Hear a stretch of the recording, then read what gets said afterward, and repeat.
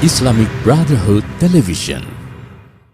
Assalamualaikum warahmatullahi wabarakatuh. Bismillah walhamdulillah wassalatu wassalamu ala rasulillah wa ala alihi wa sahbihi wa mawalah. Kepada para ustazah, para ibu, para akhwat, para pemudi, para putri-putri kita yang tercinta, kita sama berharap mudah-mudahan kumpulnya kita di majelis ini menjadi penyebab turunnya rahmat dan barakah. Amin ya rabbal alamin. Mudah-mudahan insya Allah semua yang hadir di sini tidak pulang dari tempat ini kecuali kesalahannya diampuni oleh Allah, dosanya dimaafkan, amal ibadahnya diterima oleh Allah, penyakitnya disembuhkan, rumah tangganya diharmoniskan, dan mendapatkan keturunan yang solihin dan solihat. Amin ya rabbal alamin. Kemudian saya tidak lupa juga minta doa kepada semua ibu, untuk saya, untuk semua keluarga. Untuk saya punya istri yang masih dalam perawatan, untuk saya punya anak, saya punya menantu, cucu, semua. Mudah-mudahan selalu dilindungi Allah subhanahu wa ta'ala. Amin ya rabbal alamin. Nah baiklah ibu-ibu tercinta, tadi sudah sama kita dengarkan acara demi acara, qasidah demi qasidah, pengajian demi pengajian. Mudah-mudahan tadi yang disampaikan akan bermanfaat dan menjadi pedoman dalam hidup kita. Insya Allah.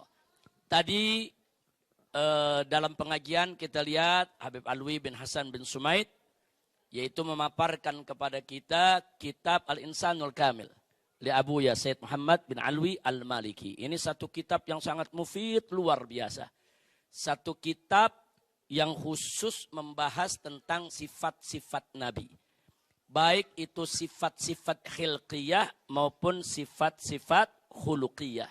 Baik sifat-sifat yang berkenaan dengan fisik Nabi, bagaimana wajahnya, bagaimana kulitnya, bagaimana rambutnya, bagaimana badannya, dan seterusnya.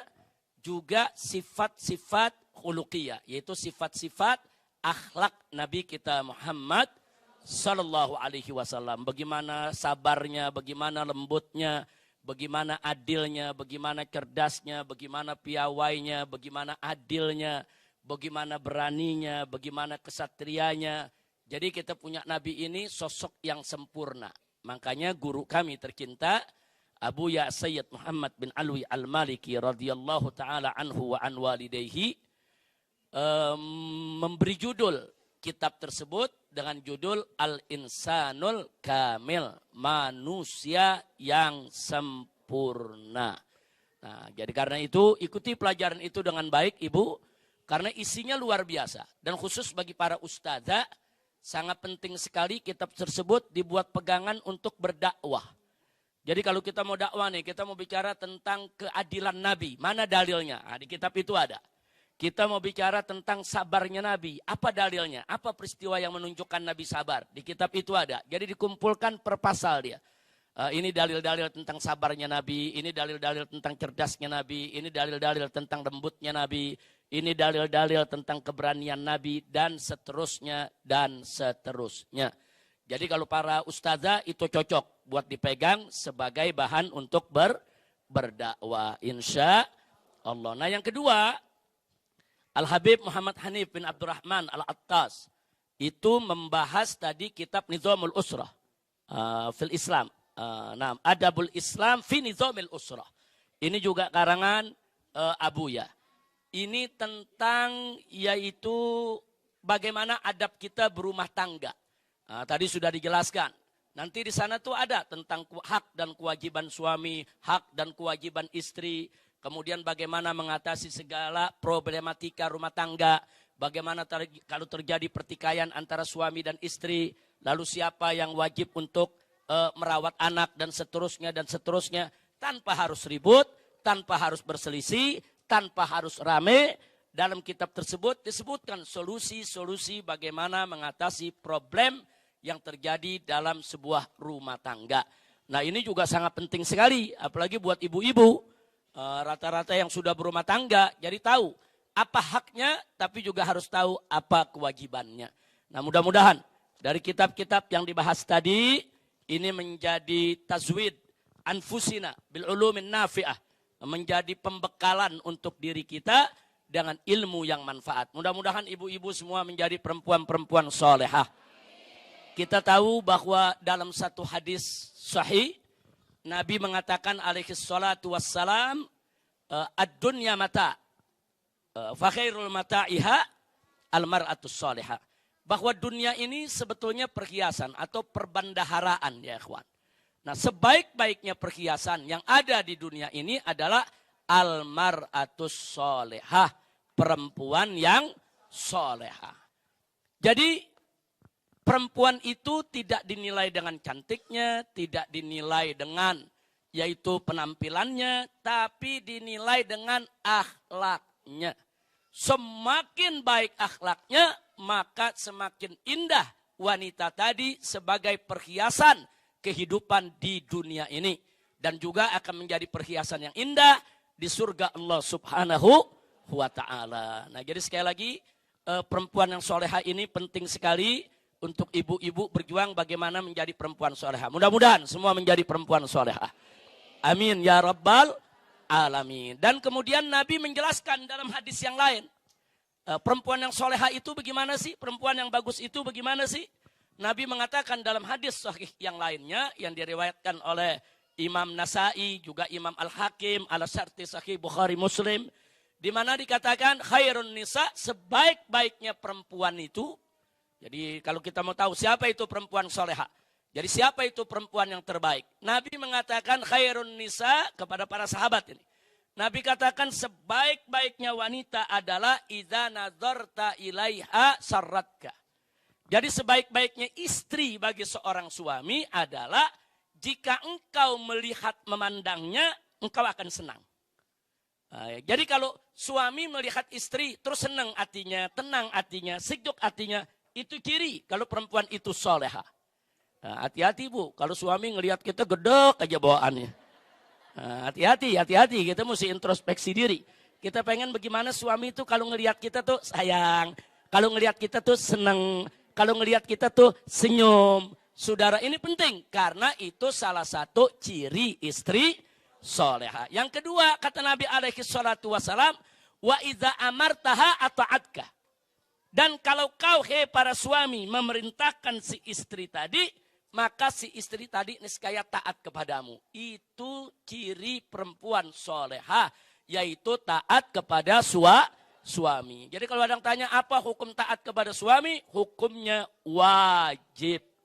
Itu enggak ada perdebatan di antara ulama. Dari mazhab manapun, istri wajib taat kepada suami. Tapi dengan catatan, di dalam hal-hal yang baik. Nah kalau dalam hal maksiat, enggak boleh kita taat kepada suami. Jadi kalau suami mengajak ibu berbuat maksiat, atau mengajarkan ibu kemunkaran, atau mengajar ibu untuk ingkar kepada Allah, wajib untuk ditolak.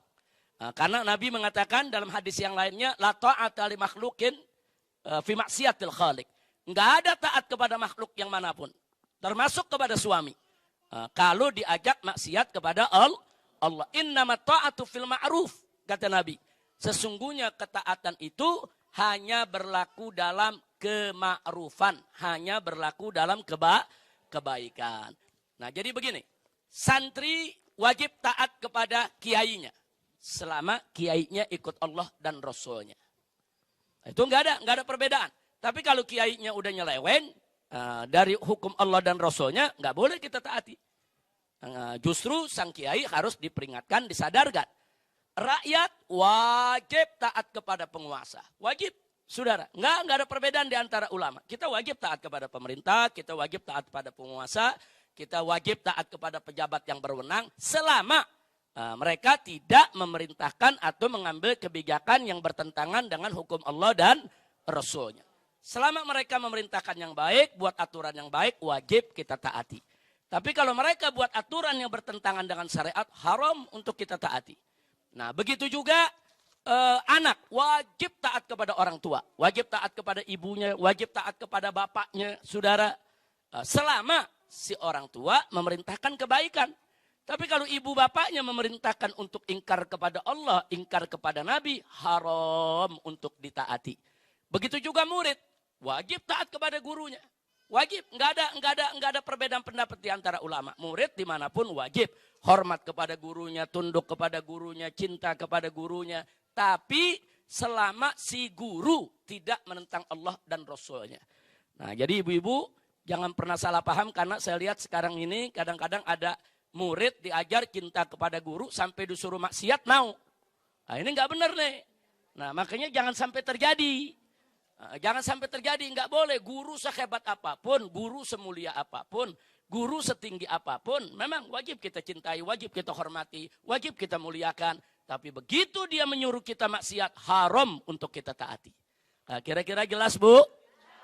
Jadi taat kepada manusia itu hanya berlaku dalam kebaikan, insya Allah. Nah, begitu juga ibu, taati kepada suami, wajib. Selama suami ibu itu memerintahkan ibu dengan suatu perkara yang tidak haram, yang bukan maksiat, yang mampu untuk ibu lakukan, dan dia tidak melanggar syariat, wajib untuk kita taati suami-suami kita. Karena ibu, jangan lupa bahwa sorganya anak itu ada di bawah telapak kaki ibu. Tapi jangan lupa, sorga ibu ada dalam ridho suami. Nah, kira-kira jelas tidak? Jadi, saudara, ridhonya anak itu tergantung ridhonya orang tua. Tapi ridhonya istri tergantung ridho suami. Makanya berbahagia kalau ada istri wafat meninggal dunia dalam keadaan suaminya lagi cinta-cintanya sama dia. Suaminya lagi sayang sama dia. Suaminya lagi betul-betul mengasihi dia. Nah, kenapa saya katakan beruntung kalau dia meninggal dunia pada saat si suami cinta sama dia, itu jaminan si perempuan tadi akan masuk surga. Nah, tapi hati-hati kalau seorang wanita meninggal dunia, suaminya lagi marah sama dia, lagi murka sama dia, lagi tidak ridho sama dia, itu bisa menjadi petaka kita di alam kubur, di alam barzah, dan alam akhirat. Na'udzubillah min dzalik. Makanya saya mau tanya nih semua ibu-ibu, siap taat kepada suami? Siap cinta kepada suami? Sallu ala nabi. Allahumma salli wa sallim wa barik alaih.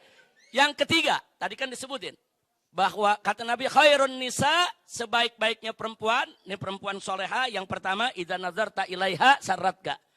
Jadi kalau engkau melihat dia, para suami, memandang itu perempuan istrimu, engkau senang, engkau bahagia, itu tanda. Kalau perempuan tadi, perempuan yang baik, soleha. Yang kedua, idza amartaha ata'atka. Kalau kau perintahkan dia, dia taat kepada perintahmu. Nah, yang ketiga, kata Nabi alaihi salatu wassalam, idza ghibta anha. Jika engkau pergi, tidak ada di rumah, meninggalkan dia, jauh dari istri, maka sang istri hafizat fi nafsiha wa malika. Si istri itu menjaga kehormatan dirinya dan menjaga keselamatan harta benda suaminya. Subhanallah. Jadi kalau suami lagi pergi kerja, kalau suami lagi tugas dakwah, kalau suami lagi keluar kota, istri yang baik itu dia menjaga kehormatan dia. Dia menjaga kehormatannya, dia menjaga kemuliaan dirinya, dia tidak khianati suaminya. Dan dia menjaga harta suaminya sedemikian rupa. Tidak digunakan kecuali hanya untuk kewajiban-kewajiban, kebutuhan-kebutuhan rumah tangga yang semestinya. Jadi inilah ciri perempuan soleha. Tapi kalau ada suami lagi di luar, si istri ini akhirnya dia selingkuh, atau dia khianati suami, atau dia utang sana, utang sini tanpa izin suami, atau dia hambur-hamburkan harta suami tanpa ridhonya, berarti perempuan tadi tidak soleha. Kira-kira jelas, Bu? Nah, ini barusan yang saya sampaikan hadis Nabi kita Sayyiduna Muhammad sallallahu alaihi wasallam. Jadi bukan kalam ulama, bukan kalam habib, bukan kalam kiai, bukan kalam ustadz, bukan. Ini kalam Nabi kita tercinta Habibunal Mustafa Sayyiduna Muhammad Sallallahu alaihi wasallam. Sekali lagi kita mohon kepada Allah, mudah-mudahan semua ibu-ibu yang ada di sini ataupun nanti yang akan berumah tangga, berkeluarga, semuanya akan menjadi almar'atus sholihah, perempuan yang solehah, perempuan yang dimasukkan oleh Allah ke dalam surganya. Amin ya rabbal alamin. Ada yang bertanya, saudara, ada yang bertanya soal bagaimana sih hebatnya istri solehah. Satu saja yang saya mau sampaikan, ulama-ulama salaf kita itu pernah menyampaikan salah satu kelebihan perempuan solehah itu nanti di surga dia lebih menarik dibandingkan bidadari yang ada, ya ikhwan. Subhanallah. Padahal kita tahu yang namanya bidadari, saudara, di dunia ini nggak ada tandingannya. Nggak ada tandingannya, saudara. Yang namanya perempuan, bidadari, itu luar biasa. Itu salah satu kenikmatan yang Allah berikan di surga nanti. Tapi ternyata daya tarik bidadari yang begitu cantik, begitu indah, begitu luar biasa, tidak akan mampu menyaingi daya tarik perempuan-perempuan yang solehah, yang nanti juga akan menjadi penghuni surganya Allah subhanahu wa ta'ala. Nah sekarang saya mau tanya, Bu, mau nyaingin bidadari gak? Mau lebih hebat dari bidadari gak? Mau gak supaya suami-suami ibu tetap nanti lebih tertarik kepada ibu daripada bidadari? Betul. Sebab kalau kita mau bersaing bidadari sekarang, kita nggak ada apa-apanya sama bidadari. Tapi di sorga nanti kita bisa bersaing sama bidadari dengan syarat jadi perempuan soleha, insya Allah. Nah itu yang saya mau sampaikan. Nah terakhir, sebelum nanti ibu-ibu boleh menyampaikan, kalau ada yang mau bertanya, ada yang mau menyampaikan sesuatu, silakan. Terakhir saya hanya ingin mengingatkan ibu, hari ini hari Sabtu ya, kita sudah masuk tanggal 8 Muharram. Nah, insya Allah besok hari Ahad itu hari ke-9. Disebut Yaum Tasu'a. Hari Seninnya insya Allah tanggal 10 Muharram. Disebut hari Ashura. Nah saya hanya ingin mengingatkan saja. Saya bacakan hadis Nabi alaihi salatu wassalam. Sebagaimana dinukilkan oleh Al-Imam An-Nawawi radhiyallahu ta'ala anhu wa ardahu. Di dalam kitab Riyadhus Shalihin. Qala radhiyallahu ta'ala ankum an Abi Hurairah radhiyallahu ta'ala anhu qala Rasulullah sallallahu alaihi wasallam afdalus siyami ba'da Ramadan syahrullahil muharram wa afdalus salati ba'dal faridah salatul lail. Hadis ini diriwayatkan oleh Imam Muslim bersumber dari sahabat Nabi yang bernama Abu Hurairah radhiyallahu taala anhu. Abu Hurairah itu kunyah, Bu ya. Nama aslinya Abdurrahman ibn Sakhr. Nama aslinya Abdurrahman ibn Sakhr. Tapi kunyahnya Abu Hurairah. Kenapa dijuluki Abu Hurairah? Karena beliau dulu suka memelihara kucing, penyayang binatang, sayang banyak kucing-kucingnya. Akhirnya Nabi lihat Abu Hurairah ini begitu cinta, merawat, mengasihi, memberi makan kepada kucing-kucing peliharaannya, jumlahnya cukup banyak. Akhirnya justru dijuluki Abu Hurairah. Jadi ini julukan kasih sayang, julukan penuh cinta, bukan julukan untuk merendahkan, tidak. Jadi Abu Hurairah radhiyallahu anhu meriwayatkan kepada kita bahwasanya Nabi bersabda afdolus siyami ba'da Ramadan. Sebaik-baik, seutama-utama puasa setelah puasa Ramadan adalah Syahrullahil Muharram, yaitu puasa di bulan Allah yang namanya bulan Muharram. Nah, jadi artinya di sini di bulan Muharram ini kita dianjurkan untuk banyak puasa. Apakah kita mau puasa Senin Kemis? Apakah kita mau puasa Daud? Apakah kita mau puasa awal bulan?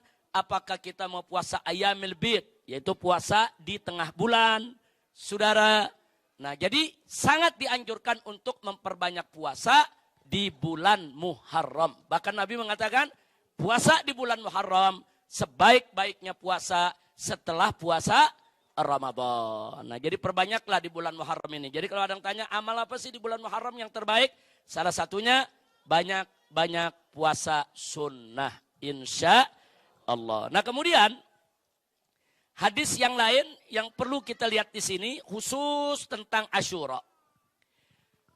Diriwayatkan oleh Abdullah ibn Abbas radhiyallahu taala anhuma.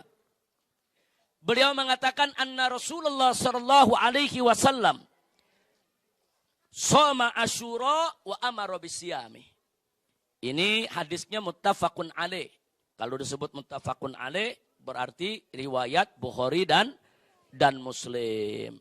Bahkan derajat muttafaqun alaih itu begitu kuat. Jadi udah nggak bisa diragu dan nggak perlu lagi kita ragukan kesohihannya. Jadi Abdullah ibn Abbas radhiyallahu taala anhuma mengatakan bahwa Nabi alaihi salatu wassalam shoma Asyura. Beliau itu dulu puasa di hari Asyura. Jadi kalau ada yang mengatakan Nabi nggak pernah puasa Asyura, nggak betul, bohong dia. Jadi hadis sahih menunjukkan Nabi puasa Asyura. Bahkan dilanjutkan oleh Abdullah ibn Abbas wa amara bisyami. Dan Nabi perintahkan yaitu umatnya untuk berpuasa Asyura. Jadi puasa Asyura itu sangat dianjurkan oleh Nabi kita Sayyiduna Muhammad sallallahu alaihi wasallam. Lalu apa manfaatnya puasa Asyura? Asyura itu tanggal 10 Muharram, Bu ya. Asyura itu tanggal 10 Muharram. Apa manfaat puasa daripada Asyura? Di sini disebutkan oleh Abu Qutadah radhiyallahu taala anhu bahwasanya Nabi alaihi salatu wassalam bersabda. Jadi suatu saat beliau ditanya, su'ilan Nabi sallallahu alaihi wasallam. Nabi ditanya, "Ya Rasulullah, apa sih manfaat puasa Asyura?"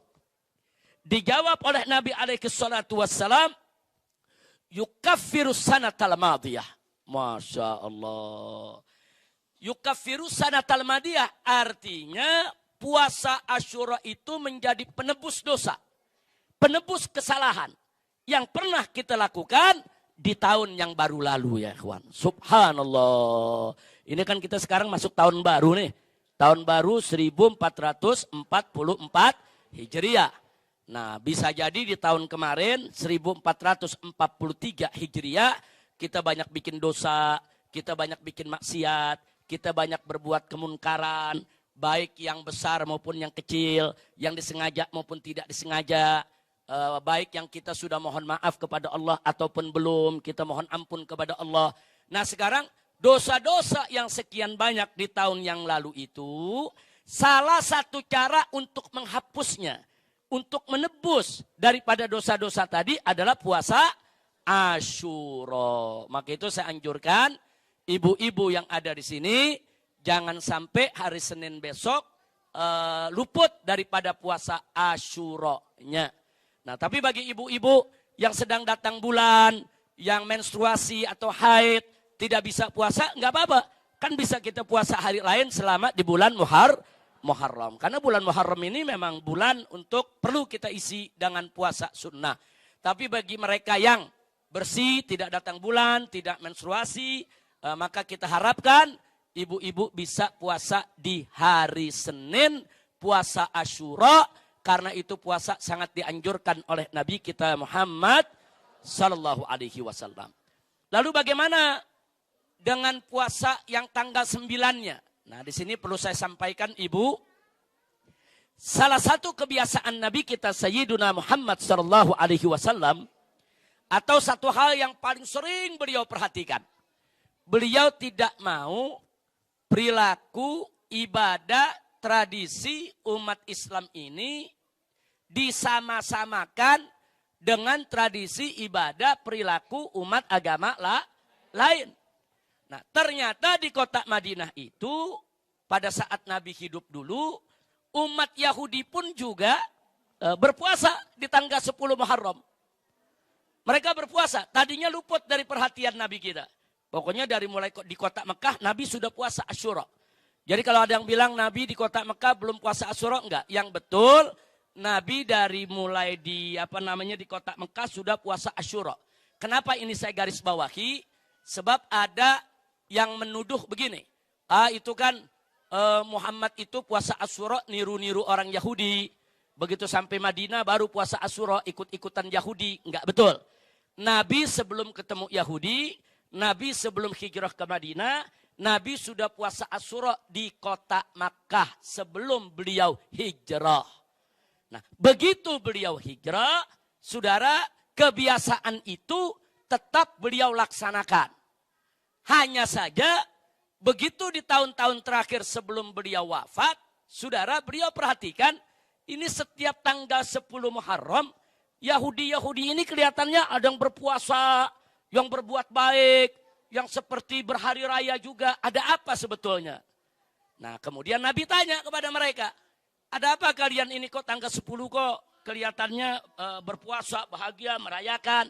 Akhirnya mereka jawab bahwa di hari ini kami merayakan tanggal 10 Muharram ini, hari Asyura ini, karena ini adalah kemenangan Nabi kami Musa alaihissalam, yaitu pada saat beliau dikejar oleh Fir'aun dan bala tentaranya, Allah tolong, Allah menangkan, Fir'aun ditenggelamkan oleh Allah di tengah lautan.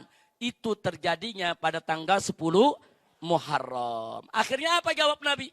Setelah Nabi dengar alaihi salatu wassalam jawaban daripada orang-orang Yahudi, beliau katakan, nahnu ahaqqu minkum bi Musa. Kami ini umat Islam lebih berhak bahagia, lebih berhak senang, lebih berhak gembira, lebih berhak merayakan kemenangan Nabi Musa daripada kalian, hei umat Yahudi. Nah, dari situ Nabi lebih menekankan kepada para sahabat, jangan tinggalkan puasa Asyura, walaupun tidak diwajibkan. Tapi Nabi tekenin, jangan sampai kalah sama orang-orang Yahudi. Bukan Nabi niru Yahudi, bukan. Jadi kalau Yahudi senang dengan kemenangan Nabi Musa, ya kita harus lebih senang. Nah, akhirnya apa? Nabi perintahkan para sahabat untuk puasa Asyura.